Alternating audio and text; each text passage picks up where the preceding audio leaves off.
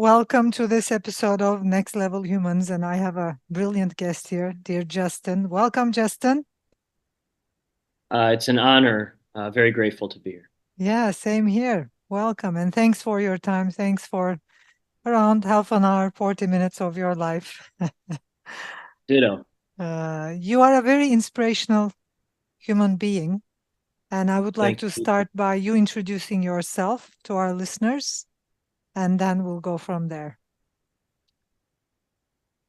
Oh, sure. I was just reading this quote from the late Dr. Wayne Dyer's memoir. It's a really good one. He used to say this quote to himself before he gave big speeches. The quote was, "If you knew who walked beside you at all times on this path that you have chosen, you could never experience fear or doubt again." It's a really good quote. Um, it's a really good quote, Yeah, and I'm almost in tears. yeah, thank you for saying that and acknowledging that. And I think we're all everyone, every human is on some type of path or purpose or journey, and I'm 47 years old, 47 and a half, and I think what I've learned is that I'm very aware of the path and journey that I'm on, very aware of it. And just as important, I'm doing something about it. And then just as important is that informing people about it so hopefully they can find their purpose in their path.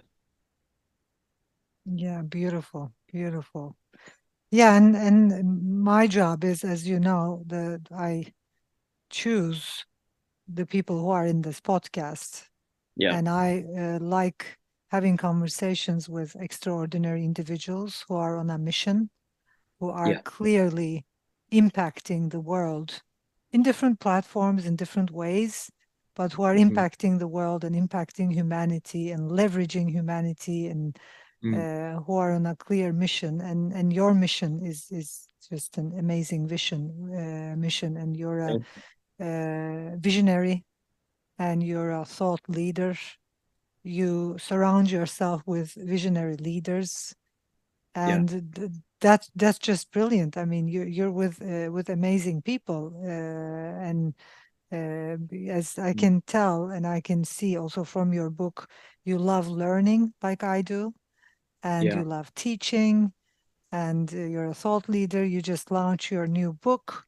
Would you like to speak a little bit about your book and the leaders you have been surrounding yourself with, Oh, and your sure. experience as a student, what you learned from them? So many things there. Yeah, The third book, Epic Journey, it's going through the editing process now, and I'm very grateful that Dr. Deepak Chopra is doing the introduction for the book. That's a great honor. Um, yeah. Deepak and is a very inspirational teacher. He's a yeah, amazing individual, amazing human being. yeah, it's a beautiful thing. Again, being so focused on purpose and dharma, um, I've found that it creates this path of these amazing people that just come into your life at the right time. Um, and then and then what I've learned is that there are no accidents, there's nothing random, and then every opportunity, including this one, is an opportunity to learn something and hopefully teach something. So the book Epic Journey, it's just about what I've learned being on this path, uh, whether that's finding true love or, uh, you know, connecting with people that never make excuses and have lived their dream lives because they're also living their purpose, or being aware of all these magical things that happen around you and for you while you're going through this journey. That's that's what it's really about. I guess to simplify that for those who have read The Alchemist and or The Little Prince, it's that but real. It's what happened for me this year and my whole life, and then my job and my mission is to tell people and inform people so they can become more aware themselves. Yeah. Yeah, I think we have in a way similar experiences, and that's why I think we have been introduced to each other because I have been Mm. experiencing that magical journey as well Yeah, when an individual, and that's what I basically teach as well. Like I think we have similar messages to humankind. If yeah, you are clear on who you are, if you are clear on why you exist and your yeah, purpose, like deep, deep personal individual deep, purpose. And yes, if you follow that, which in the esoteric traditions have been called the soul's path, or mm, your God self, or yes, your heart leading you, whatever you however you name it. I don't think there is a name for it, but it's like being clear about who you are and being on your own journey and on a yep, purpose. Then everything just magically appears and everything just magically happens, and there yes, is a possibility to live an amazing and easy life. Because I am helping founders, especially master themselves, their behavior, so mm, that they can go on that easy path. I usually tell mm, them there are two kinds of founders and two kinds of entrepreneurs, and most of our listeners are founders and entrepreneurs. The yeah, one who is disconnected from their purpose and who they are, and who are mm, on a tough journey. And if you're disconnected from yourself, problems find you, it's tough. right, And sometimes I hear those founders speak about their journey. Sometimes they say, like, being a founder, being an entrepreneur is like shit's raining on you the whole time, and you start enjoying it. And then I'm like, it doesn't have to be that way. You can enjoy the journey and you can be so purposeful and mission yeah, driven. You can know thyself so well that everything just happens by itself. It's like we can be so aligned with ourselves that we yeah, can be aligned with the creator, and we can be co-creators, and just flow with it and flow with the whole journey. So I'm sure you have a lot to say about a new way of leading to our, I'm sure you can give some ideas and thoughts on the role of purpose in leadership and the role of, um, being mm, aligned with our authentic selves, and the mm, power of authentic storytelling, because these are kind of your I see it as your expertise and your purpose, and kind of like the power of being aligned with your purpose, how that helps us, you know, handle challenges easily and move in mm. life easily. We overcome obstacles easily. So I'll leave it to you. Thank you for that context and background. That was fascinating to listen to that. So two things from that. Two things. One, how my life kind of works is my whole life is talking to people like us, mostly listening. Mostly, I'd say 85% of the time I'm listening, maybe 90%, unless it's a format like this because are asking me questions. But most of the time I'm listening, and then listening and learning, and then turning those learnings into patterns. So listening, learning, pattern. Okay. So what I have found in terms of a pattern is I have found there are four things that separate a visionary from a non-visionary. Only four that I've found. Only four.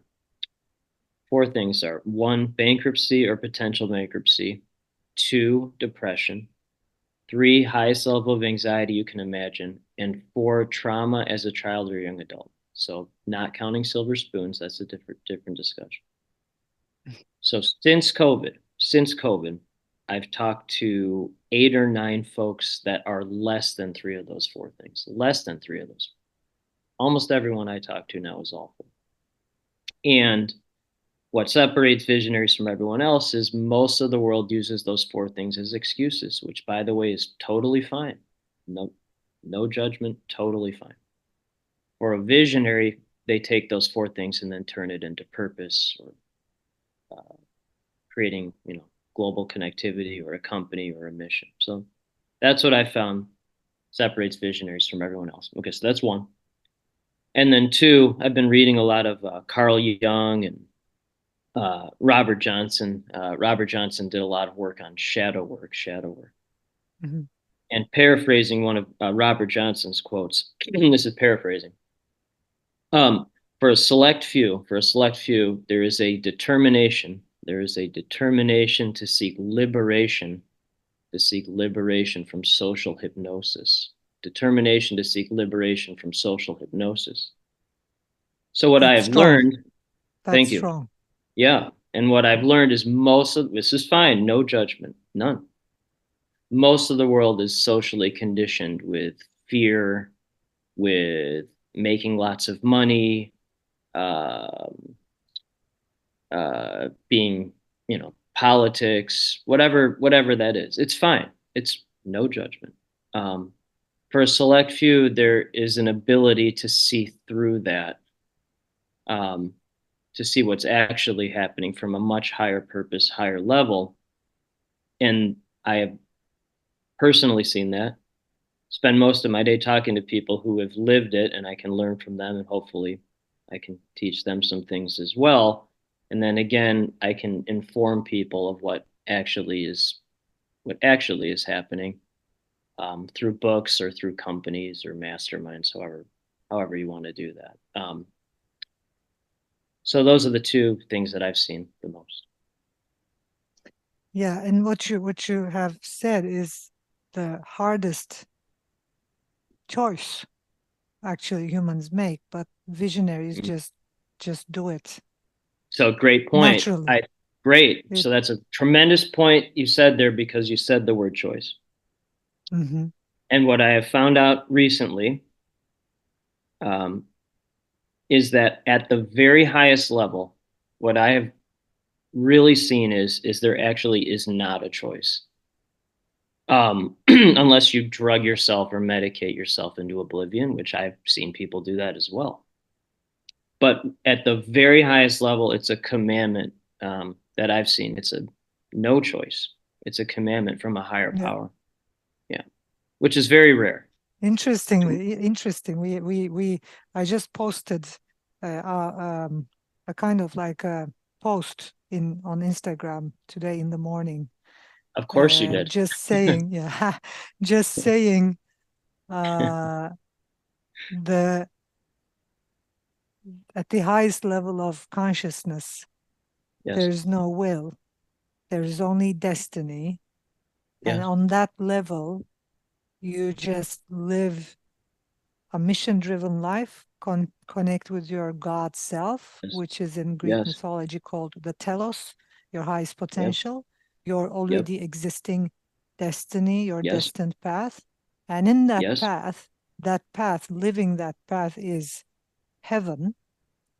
Yes. And when you're aligned with that path, everything just easily flows. But when you're Yes. disaligned with your path and when you're in a not creating, but seeing dreams and illusions, then you start Yes. experiencing problems and accidents and sicknesses. But Yes. on that destined path, there is no sickness in reality, in truth, Mm. in God's reality. There is no sicknesses. There are no accidents and there are no problems. These are just the illusions of the ego consciousness or the lower Mm. states of consciousness. 100%. And for the record, I did not see that post. However, what you just described it's my whole life. So I don't know why or how that happens. It just happens. I guess strategically, I can try to explain it. There's an assessment, or it's not really an assessment, but it's called human design. Human design. And most of the world in human design is either a generator, a manifesting generator, or a projector. So essentially, what that means is they need to take energy from someone else, and then they can create something with it. That's a very simplistic version, but they need to take energy from something else or somewhere else, and then they will create something with it. Okay. So I am what is called, it's very rare, a manifester. Um, I'm just a pure manifester. So I can just think about it like, oh, hey, I want Deepak Chopra to do an introduction for book. Okay, that's what's happening. Now I'm in the process of manifesting the book becoming a documentary or movie. So it's in negotiations for that. Oh, I'm like, oh, it'd be good to create a global mastermind that connects visionaries to serve humanity. Now we have a an incredible mastermind that connects visionaries to serve humanity. So I can just think about it, and then it will happen. Sometimes it takes a little longer than I'd like. Waiting is, patience means suffering. So, but I'm learning that. And then the other thing with a manifester, which is really important, is that manifestors have to, I repeat, have to inform people how they feel, no matter what, to create peace. So what that means is if you love someone, you have to tell them that. You have to tell them. Otherwise, it will eat you up inside. If you are annoyed with something that they're saying, you have to tell them, not to hurt them, but to create peace. If you are creating a project or a book, you have to inform people. Um, and so I have to tell people this stuff. I have to. It's not a choice. Because if I don't, it'll eat me up inside. It'll eat me up. And then the other thing is for most manifestors, they actually actively have to repel most people, because if they give this energy to everyone, it will destroy them. Yeah. It will destroy them. And so I'm very careful about the energy that comes in and out of me, because to help the most people, I have to be very aware of that. And by helping people like us, I can help the most people. So it's not to be rude, it's not to be dismissive, it's to help as many people as possible. Yeah, you're a wise manifester. Yeah, Thanks. it's Taken a great to lot of listen. it's It's taken great a to it's lot great of to hear suffering. you, because I Thanks. am actually living with two manifestors. My younger daughter and my husband, they're both manifestors. They're, as we Wow. are Yeah. recording this podcast right now, they're both upstairs doing their thing. And Just I let them am do whatever living. they need to do. Yeah, Yeah. they just do their thing. And with Yeah. two manifestors, and me being a manifesting generator, with Yeah. I have the manifestor as well. You can Yeah. imagine how life is. We all have different rooms. We are in our own on our own Good. thing in our Yeah. different rooms, and Yes. everybody is just enjoying their free space and doing what they love and loving what they do. And I Yes. think I think one of the best ways to support a manifester, I mean, that's what I learned by being with my husband and my younger daughter, is just giving them space and freedom Yes. to just do whatever they want, Yes. because they cannot not do what they do. It's like Correct. when it's just instant. It's like, I think saying the worst thing that can happen to a manifester is saying stop, because they Stop or can't. and don't tell me what to do. I mean, and No, it's it's again, like it's you can't, not you to just can't stop, and no, you do I what you do. cannot stop. Right. And thank you for saying that. I appreciate that. And then you've lived it firsthand, literally. And uh, there are two other things. And it's such a brilliant design, because you just instantly make things happen. It's just At brilliant. 100%. And it's interesting that you just said that. What I've learned the most, and I'm very grateful for this, is patience. Because most of the world does not operate like this. The overwhelming majority of the world does not operate like this. One of the chapters in the manuscript of Epic Journey is called Strategic Patience. So strategic is like the highest form of leadership. Strategos, I think, is the word. So highest form of leadership, think like general leadership, like general in an army, and then patience literally means suffering. So high strategic patience, highest form of leadership, suffering. The greatest leaders can endure the most suffering with the most patience. So that's I would say that's the number one thing I've learned, whether it's loving someone or waiting for a company to take off or waiting for the book to take off or so that's what I've learned in that. And then the other thing with manifestors is they have to be, and you essentially said this, but they have to be left alone and have to be given a lot of free time by themselves, a ton of it, because the Yeah. energy sent out is so strong that when it's sent out, it needs to be sent out and then leave me alone for 10 hours. I'm currently reading. Right next to me, I have one, two, three, four, five, six books to my right and three to my left. Three to my left. So that's Wow. six plus three is nine. So, and then I also have a journal a self journal that I write to myself, and then write letters to others. Write letters to others, and um, and do a ton of meditation, self work, and because I know what's coming in Yeah. a wonderful way. Like I know the Yeah. amount of impact that higher power has given me this ability. Like it's a gift from Yeah. God. I mean, you're unique. Manifestors are unique. And like you said, yeah, I think the least number of, in human design, the least number is manifestors and reflectors, right? They're both Reflectors are the rarest. I've only met rarest. two of them. That's less than 1% of the population. A reflector, Yeah. I know two. Me Always, too. Yeah. you know, two of them. I picture them as a I know librarian. more than two, but I know two very well. Okay. I Yeah. could see them as like a librarian or a monk or, Yeah, living in a cave mainly somewhere. mainly in nature by Just go off into the themselves. That's woods. why we don't meet them often, because like one of my friends, she's a very good friend. She's a reflector. She lives in literally the forests in Of Peru course. and Amazons, and she Yes, travels around the world, but she prefers staying in nature. And the other one, he's of course. Dutch and he lives in Netherlands, in the north of the Netherlands, mainly near the sea and in the Right. nature as well. And Yes. yeah, they Yes. need nature, they need time alone.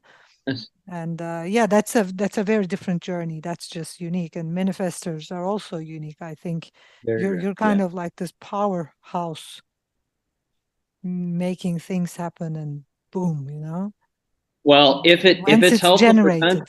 Yeah. Oh, well, so, what I've learned in life also is like logic only goes so far, and then after that, the only logic is illogic and love. So, okay, logic, high IQ, great, but then after a while, like, well, this doesn't make any sense logically. But so, what do I mean by that?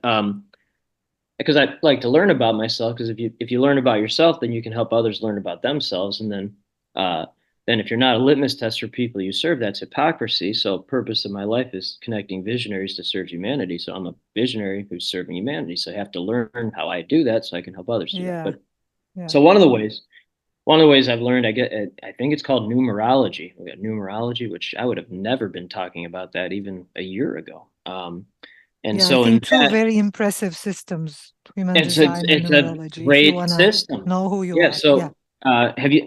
So I'm an 11 life path. Shocking. That's a master number. A very rare. Most people are 1 through 9. I'm an 11, which is very rare. Shocking, right? And so 11s are visionaries. Can psychic, mystical. Again, shocking, right? But and then here's the other thing that I found that's interesting with that is that the first half of an 11 life path's life, they're actually two different people. So the first path, they're a one life path, which is high achievement, tons of ego, very And you mass. were there. I heard about that part. Oh, 100%, 100%. And I don't deny it. I accept it, embrace it. And okay. And then the second half of life, which I'm like transferring into that, or like a caterpillar goes into a cocoon and then melts, dissolves, and then it becomes a butterfly. So I'm like in the cocoon right now. But positive disintegration. So the second half of an 11 life paths life, they become a two, which is, I always laugh when I say this, divine feminine, um, uh, super empathetic, like very emotional, incredibly sensitive and romantic, um, um, uh, deeply spiritual, like deeply spiritual. And the what I've learned about the book manuscript is that it was like literally me transitioning from the one to the two. Um, and it's been really fascinating to learn that about myself. One of my male friends he's in London. No, no randomness. He's in London also. He said I was laughing when he said, the book is about the rise of the divine feminine. I'm like, really? You should have seen me in college. I wouldn't have been writing that.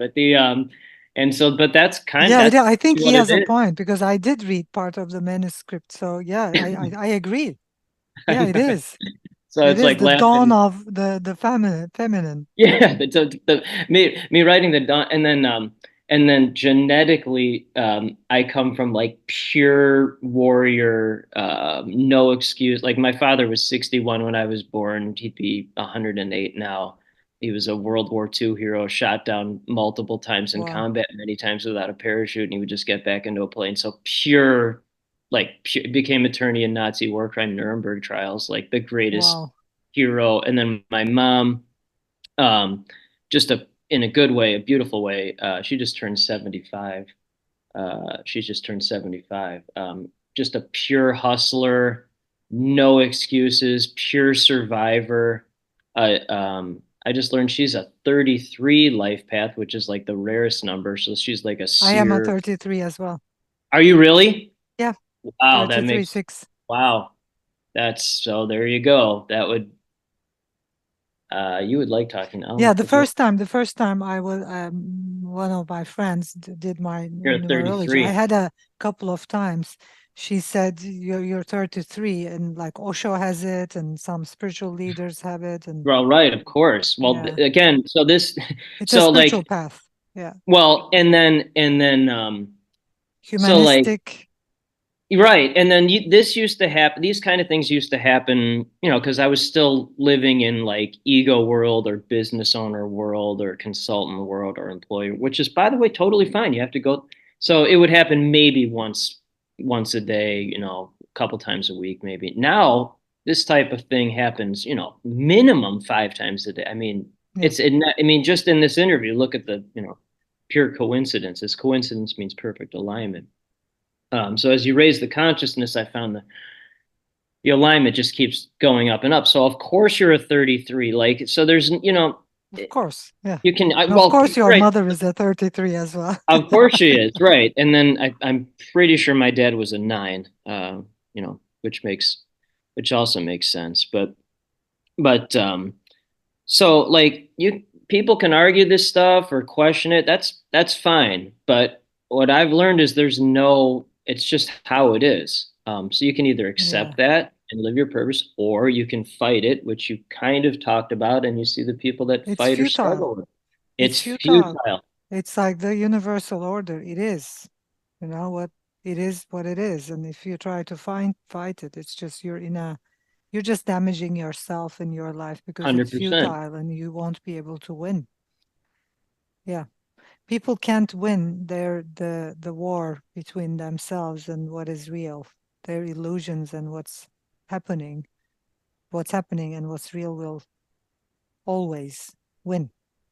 Well, So so it's yeah, thank you for saying that. And I think my biggest struggle, one is, besides being patient, is when I see things so clearly, which by the way is very rare. I rarely, like, if I see something really clearly, like beyond, like manifestor or 11, like I see it. I'm like, this is, and then when someone else um, doesn't see that, it's um, it's incredibly painful. It's incredibly painful because um, you know it's it's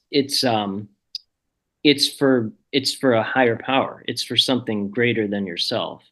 And when folks, this is part of the reason I have to protect my energy. When folks can't, or maybe they're not ready in this lifetime to do that, or it takes them forever to, they overthink things. It's very painful for me.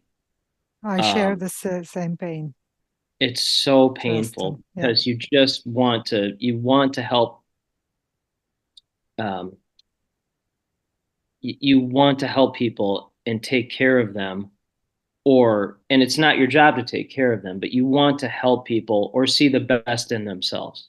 Maybe that's the better way of saying it. You want them to yeah, see the best in themselves, or, oh, here's your purpose. Like, this is, Viktor Frankl always talked about, again, I'm paraphrasing Viktor Frankl, Man's Search for Meaning. He said his purpose in life was to help others find their purpose. And that's certainly my purpose in life. It's to help others find their purpose. And again, I'm evolving. And, you always want to evolve and learn. So my next big evolution is learning to accept people where they are. And then some people just won't be ready for it in their lifetimes, and then others you just kind of have to wait. yeah, Kind of have to wait. And what I will say is, for certain people, which is rare, but for me, I'd love to hear your thoughts on this. But for certain people, I'll wait. I'll wait for it because I know it's yeah. worth it. I will do it. I mean, I share the same pain, and I have been feeling that pain ever since I knew myself, since I was very little, 3 years old, 4 years old. Oh gosh. I wasn't able to Oh, understand oh, of why course people were not. suffering so much, and Right. it was just, Oh. too much to watch. And that's exactly why I And you were built lonely as a Nevsha child? Institute. Were you a Yeah, loner? Were you? yeah, Yeah. yeah, sure. Me. And I was a loner, but the thing is, I had my future self with me. I think we talked about this. I wrote it in my book Yes. as well, because Yes. in one level, I think in one level in our consciousness, if you're so deeply connected with the moment and what is real, you are beyond time and space. Yes. So even when Mm-hmm. I was a child, I was beyond time and space, and I was Me. seeing Totally. my future self in the room the whole time. So she was with me, and I was with her. So it's like I wasn't, I was feeling, I wasn't feeling alone, but I was alone. So it's like I was alone Yes. in what I was seeing, In and then I human world. remember, yeah, and Yes. I remember the others not seeing, and I Oh, remember of like course not. why asking myself, why don't they see what I'm seeing here? They're not kid. And They're that not. was, and that's my void. It's like that's brilliant. That was Yes. my suffering. That was my void. Yes. That's what was my Yeah. training. That's the reason why I built what I built today, Nevsha Institute, Yeah. and that's why I had the chance to train over 40,000 people and help over 40,000 people change their lives and Yeah. awaken to a higher reality, the divine order. And Yeah. Of it's not about, and that's why I usually tell the founder, it's like your superpower is not about the money, it's not about the course not. business, it's just, it's just a deeper pain. It's like I remember telling myself, I will keep on doing this. I will keep on helping people and teaching people, whether it's a business or not, whether I earn money or not, I'll just keep on doing this for the rest Yes. of my life. I don't care about, if they pay, if they don't, if they succeed, I just don't care. It was such a big Yeah. pain, so I share the pain. It's just, yeah, it's just amazing. And it's a big message to people who want to Hmm. tap into that Big power. message. Yeah, it's like it's just going to happen with purpose. If you're Okay. chasing money, if you're chasing business, That's you're not outward going to stuff. have it. Okay. So thank you for saying that. And then just for awareness, because my role in life is to create awareness. The word business comes from the word bizigness, which means anxiety. So Mm, anytime anyone says that word or they're talking about business, that's what they're actually talking about. Anxiety. yeah, That's what it. amazing. So business coach, business degree, business leader, anxiety coach. And Wow. then the word sale, by the way, sale, S-A-L-E, means dull and dirty. That's what it means. Yeah. So, okay. Good to know. Good to know. Okay, then Good to and then know. yeah, okay, Amazing. so I was in that's what it so that's in the book manuscript. But the so I was in a I was at a a DuPont family event in America, U.S. DuPont's probably the most famous entrepreneurial family in America. Yeah, Probably. yeah, Okay, so yeah. One of the very exactly. grateful. Ben DuPont just endorsed the Epic Journey book. I'm very grateful for that. So I met him at an event in at the DuPont Country Club, which is near Wilmington, Delaware. And here's a story that will be in the book, but I'll share it now. But so I'm a pure intuition, heart, gut, like I have to do this. So I was staying in downtown Wilmington, Delaware, which is a very I would describe it as a very poor urban area, very poor. And DuPont Country Club was 4.7 miles away. 4.7, I'm 47 years old. So 4.7, 47. And so most people, I'm guessing, who were in downtown Wilmington took a car or an Uber to the country club. I decided to walk.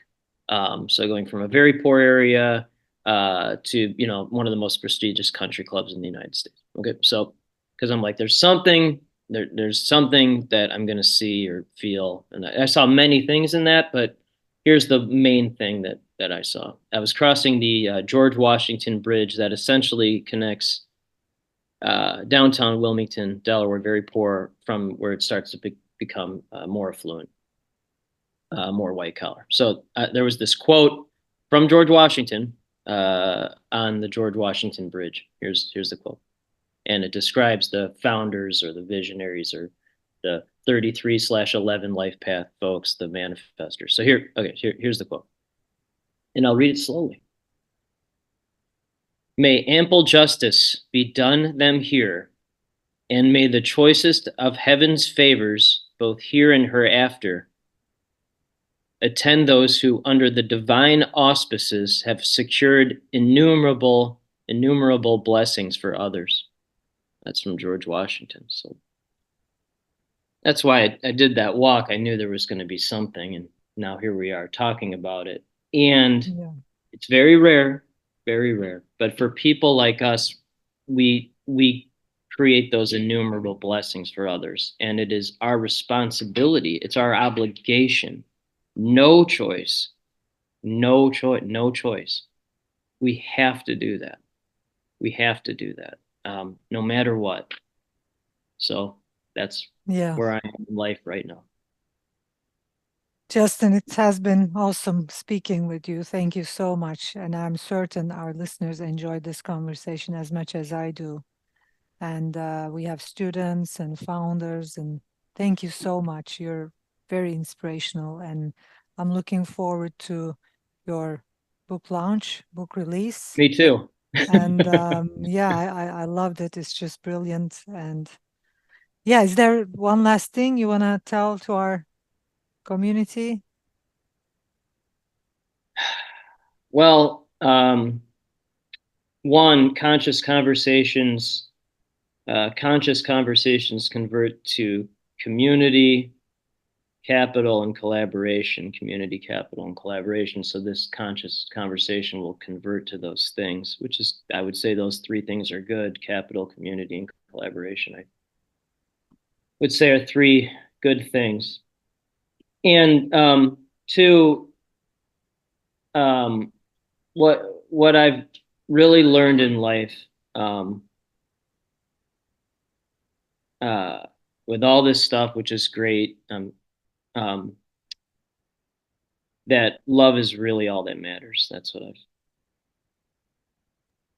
A great way to end our conversation. Love is what really matters. Thank you, Justin. Thanks to our listeners for listening to us, being here, and I'll see you in the next episode.